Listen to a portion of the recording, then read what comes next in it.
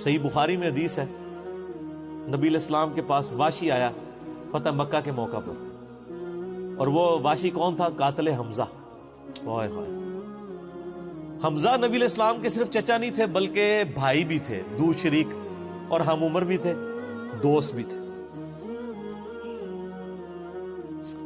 واشی کو حضرت بلال نے سفارش کروائی کہ یا رسول اللہ میرے کہنے پہ معاف کر دیے جائے۔ واشی پیش ہوا، فرمایا واشی یا رسول اللہ قاتل حمزہ، یا رسول اللہ تیرا ایمان قبول ہے، لیکن کیا تو ایسا کر سکتا ہے کہ اپنی شکل مجھے نہیں دکھا؟ اوئے ہائے ہائے، یہ وہ شخص ہے جو حریص علیکم بالمؤمنین رؤوف الرحیم ہے، لیکن چچا کے معاملے میں، اور وہ چچا ایسا نہیں جو صرف چچا ہی تھا، وہ دین کا مجاہد تھا، دین کے لیے کنٹریبیوشن تھی۔ اور میں آپ کو علا وجہ بصیرت کہتا ہوں کہ حضور کی وفات کے وقت اگر حضرت حمزہ زندہ ہوتے، خلیفہ اول حضرت ابوبکر نے نہیں ہونا تھا، حضرت حمزہ نہیں ہونا تھا۔ اس کا لاجیکل ثبوت یہ ہے کہ غزوہ بدر میں مسلمانوں کا لیڈر کون تھا آرمی کا؟ حضرت حمزہ۔ نبی علیہ السلام تو خیمے میں تھے نا، مسلمانوں کو لیڈ کون کر رہا تھا؟ حضرت حمزہ۔ غزوہ احد میں کون لیڈ کر رہا تھا؟ حضرت حمزہ۔ اسی لیے آپ نے پھر غزوہ احد کے شہداء پہ جا کے جنازہ پڑھا تھا نا، کہ ان کی وجہ سے بعد والے لوگ بینیفیشری ہوں گے۔ تو یہ لوگ تو بینیفیشری نہیں ہوئے، ان کو تو سب کچھ آخرت میں ملا ہے۔ یہ نہ ہو کہ اب تم آپس میں، بخاری مسلم میں یہ بھی حدیث ہے، میرے بعد کافر نہ ہو جانا کہ ایک دوسرے کی گردنیں کاٹنا شروع ہو جاؤ۔ اور وہی ہوا پھر بعد میں۔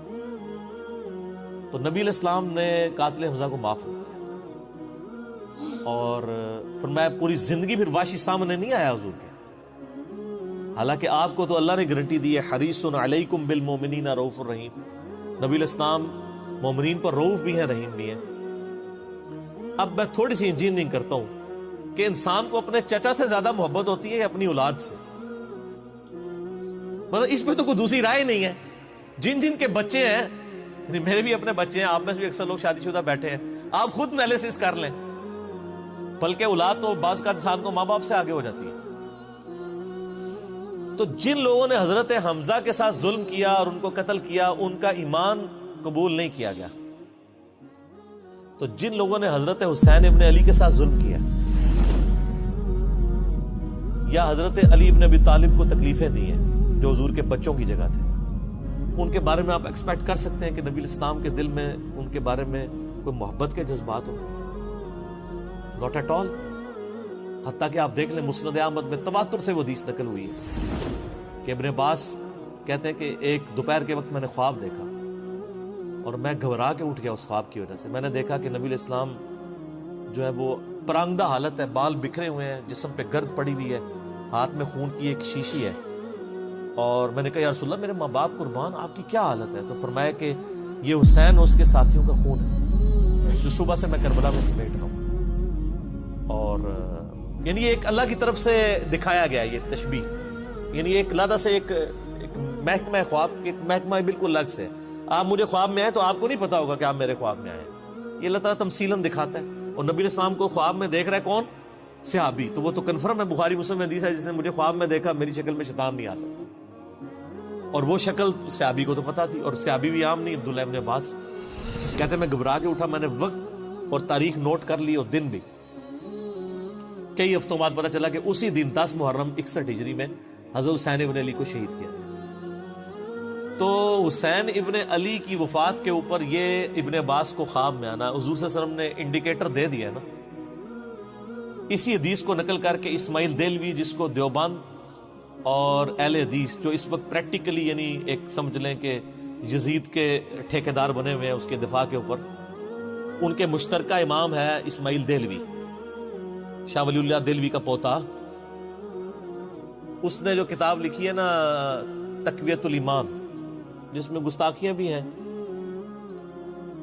وہ اس کتاب کے اندر ہم نے اس کا جے پی جی بھی لگایا تھا، اس میں اس نے لکھا ہے کہ اس حدیث سے پتہ چلا کہ نبی علیہ السلام وفات کے بعد بھی اللہ کی جنتوں میں حسین کے قتل کی وجہ سے غم زدہ ہیں۔ اور اس نے بھی لکھا یزید پلید لفظ لکھا، وہ اس پوری کتاب میں جہاں جہاں لفظ استعمال کرتے ہیں یزید پلید استعمال کرتے ہیں، تو بعد میں سعودی ایران ٹسل شروع ہوئی تو یہ یزید کی وکالت کرنی شروع کر دی. اہل حدیث تو خیر اس وقت ناصبیت اور یزیدیت کا جھنڈا اٹھائے ہوئے ہیں. دیوبند میں کم لوگ ہیں ایز کمپیئر ٹو اہل حدیث, اور بریلویوں میں تو بہت ہی کم. تو یہ میں آپ کو صرف ایک کمپیریزن بتا رہا ہوں کہ انسان کو اپنی اولاد سے جو محبت ہوتی ہے وہ تو آپ سوچ نہیں سکتے. ترمذی میں اور مسند احمد میں حدیث ہے, نبی علیہ السلام نے حضرت حسین کو اٹھایا ہوا ہے اور آپ فرماتے ہیں اللہ یہ میرے بیٹوں میں سے ایک بیٹا ہے, اے اللہ اس سے محبت کر جو اس سے محبت کرے, اس سے دشمنی رکھتے اس سے دشمنی رکھتے. ہم یہ پوچھتے ہیں کہ حسین سے دشمنی کس نے رکھی ہوئی ہے, ذرا پوائنٹ آؤٹ کریں نا. کیا یہ تھریٹیکل بات ہے؟ تھی نا دشمنی, آج تک ہے, اس زمانے میں بھی تھی. تو وہ ان لوگوں کو پھر ان کے ساتھ کیا معاملات ہوں گے. باقی واقعہ کربلا والا ریسرچ پیپر 5B پڑھ لیں تو آپ کو معاملات کلیئر ہو جائیں گے. تو یہ غل کے اوپر میں نے بات کی, اور اس کے اوپر بعض لوگوں جو ہیں وہ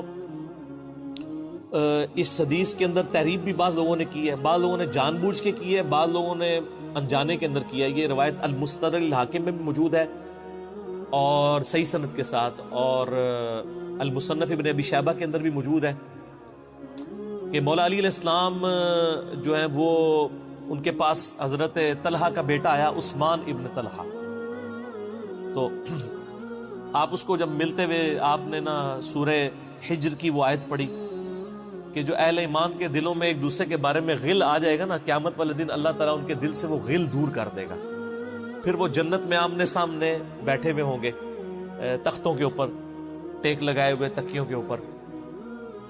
تو انہوں نے کہا کہ میں اللہ سے امید کرتا ہوں کہ یہ آیت میرے, طلحہ اور زبیر اور عثمان ابن عفان, ان 3 بندے اور چوتھا میں, یہ آیت ہمارے بارے میں ہے کہ اللہ تعالیٰ ہمارے دلوں میں جو ایک دوسرے کے لیے میل آ گیا قیامت والے دن وہ دور کر دے گا اور ہم ایک دوسرے سے راضی ہو جائیں گے. ظاہر ہے مطلب وہ تکلیفیں تو پہنچی تھی نا حضرت علی کو, مطلب کئی لوگوں سے تکلیف پہنچی. بل آپ نے ان کو ایک کلین چٹ دے دی کہ میں اللہ سے امید کرتا ہوں کہ ان لوگوں کے بارے میں یہ آیات ہے کہ اللہ تعالیٰ ہمارے دلوں میں ایک دوسرے کی نفرت ختم کر دے گا, جو اگر دنیاوی وجہ سے, دنیاوی طور پر کسی دینی وجہ سے آئی ہے.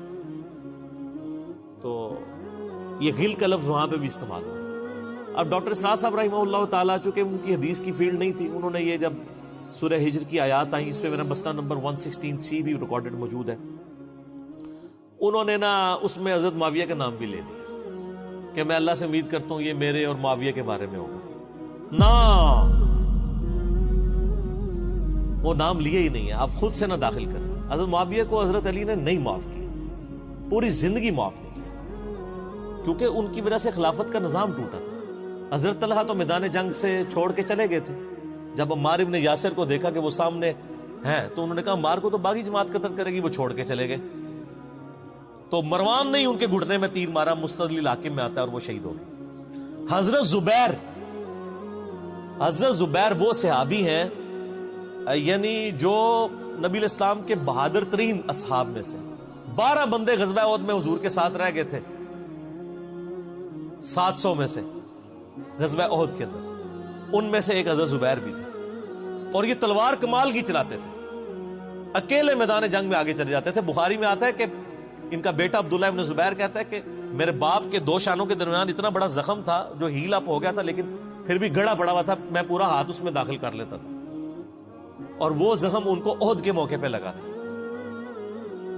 ٹھیک ہے.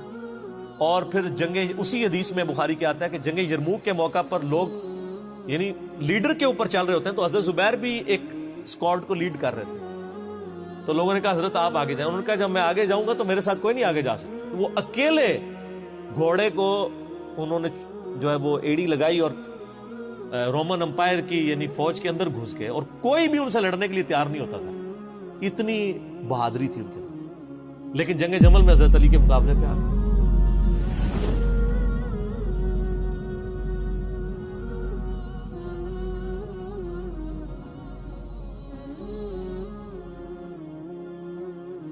اس تکلیف کا کوئی اندازہ نہیں کر سکتا. حضرت حسن ابن علی نے بتایا مولا علی سے کہ بھئی حضرت زبیر آئے ہیں,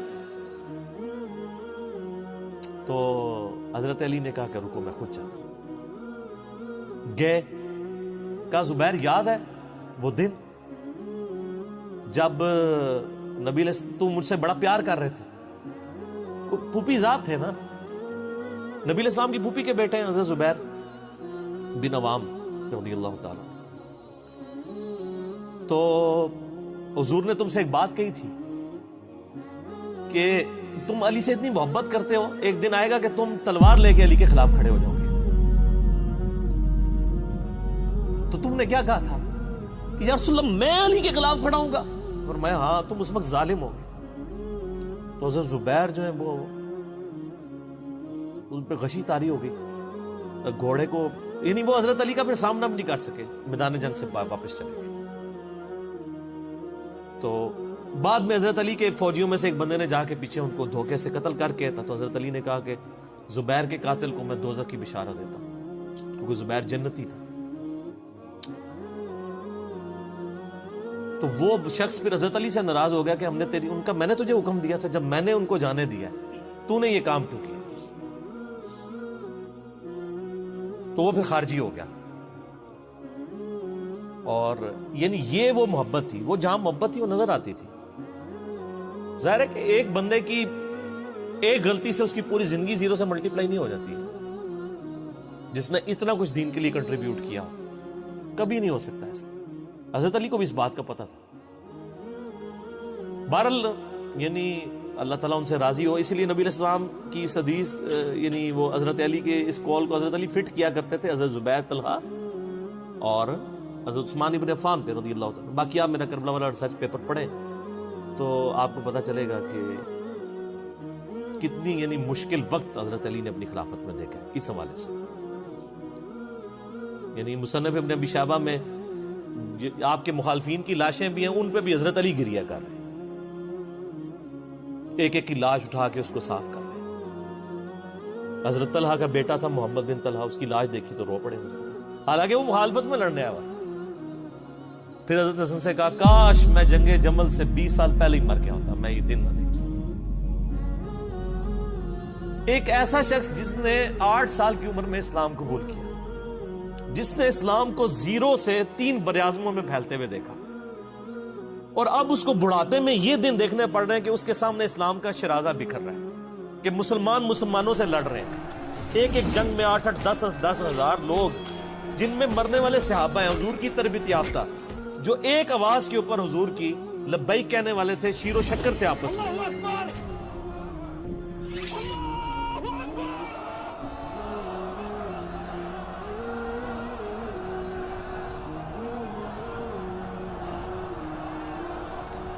آپ اندازہ کر سکتے ہیں. اسی لیے حضرت علی جو ہیں وہ یعنی کوفے میں شہر سے باہر آپ کو پتہ ہے کنویں ہوا کرتے تھے، اکیلے جا کے کنویں پہ بیٹھ کے رویا کرتے تھے کہ اللہ اس امت کے ساتھ کیا ہو گیا. کوشش کرتے رہے، اینڈ رزلٹ یہ ہے کہ وہ خلافت کا نظام. اسی لیے مصنف ابن ابی شیبہ میں آتا ہے کہ آپ نے فجر اور عشاء کی نمازوں میں قنوت نازلہ پڑھی، اللہم علیک بمعاویہ واشیاءہ، اے اللہ معاویہ اس کے شیعہ کو برباد کر، علی اور اس کے عمرو بن عاص اور اس کے شیعہ کو، ابا سلمی اور اس کے شیعہ کو، قیس اور اس کے شیعہ کو برباد کر. باقی احادیث میں آپ علیہ السلام نے جو بشارت کر دی تھی، سنن صحیح کبریٰ کے اندر حدیث موجود ہے، حاکم کے اندر، کہ نبی علیہ السلام نے حضرت علی سے ایک دن فرمایا تھا، اے علی اگلی امتوں میں سب سے بڑا بدبخت وہ تھا جس نے قوم عاد کی اونٹنی کو قتل کیا اور اس کے بعد عذاب آ گیا. میری امت کا سب سے بڑا بدبخت وہ ہوگا جو تیرے سر کے خون سے تیری داڑھی کو رنگ دے، اور وہی ہوا ہے. اور اس کے بعد پھر دیکھیں امت ایک جگہ جمع نہیں ہوئی ہے. حضرت علی ایک آخری کوشش تھی، اور جن لوگوں نے اس وقت ساتھ نہیں دیا پھر ان کو دنیا میں اس کا خمیازہ بھگتنا پڑا ہے.